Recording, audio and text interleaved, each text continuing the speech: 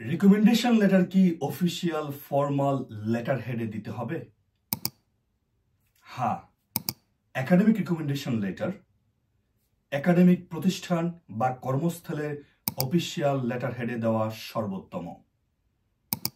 Official letter head না থাকলে রিকমেন্ডের স্বাক্ষর এবং পদবি সহ অফিসিয়াল স্ট্যাম্প ব্যবহার করতে পারেন। বিশ্বের বিভিন্ন ধরনের মাস্টার্স কিংবা পিএইচডি প্রোগ্রামে অনেক বিশ্ববিদ্যালয় সরাসরি অনলাইনে রিকমেন্ডেশন চায়। সেক্ষেত্রে বিশ্ববিদ্যালয়ের ওই কনসোর্শিয়াম একাডেমিক রিকমেন্ডার কিংবা কর্মস্থলের রিকমেন্ডারকে সরাসরি ইমেল করেন, যেখানে একটি লিঙ্ক প্রোভাইড করা থাকে।